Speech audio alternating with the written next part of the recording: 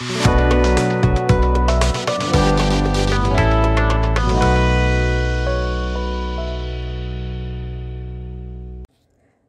Sauce मर्यादित प्रमाणात खाणे फायदेशीर ठरू शकते. त्यात अनेक पोषक आणि अँटीऑक्सिडंट्स असतात.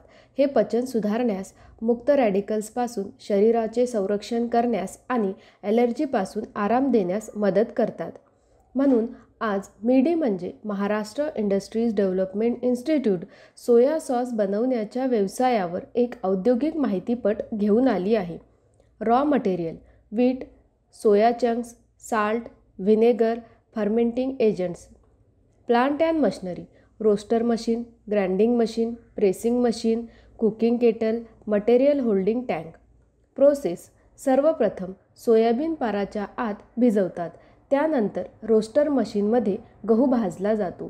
त्यानंतर त्याचे पीठ ग्राइंडिंग मशीनमध्ये बारीक करून काढले जाते. मग दोन्ही गोष्टी मटेरियल होल्डिंग टाकीमध्ये एकत्र ठेवल्या जातात. त्यात फर्मेंटिंग एजंट टाकला जातो. नंतर फर्मेंटसाठी 3 ते 4 दिवस असेच ठेवले जाते. मग ते बाहेर काढले जाते. त्यात पाणी आणि मीठ मिसळले जाते आणि नंतर ते कुकिंग केटलमध्ये ठेवले जाते.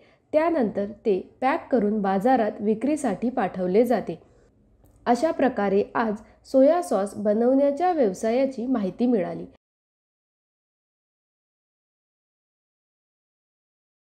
हा व्यवसाय सुरू करण्यासाठी तुम्हाला कोणत्याही प्रकारच्या तज्ज्ञांच्या सल्ल्याची आवश्यकता असल्यास तुम्ही स्क्रीनवर दिलेल्या दोन्ही वेबसाईटला भेट देऊ शकता किंवा तुम्ही या क्रमांकावरही संपर्क करू शकता.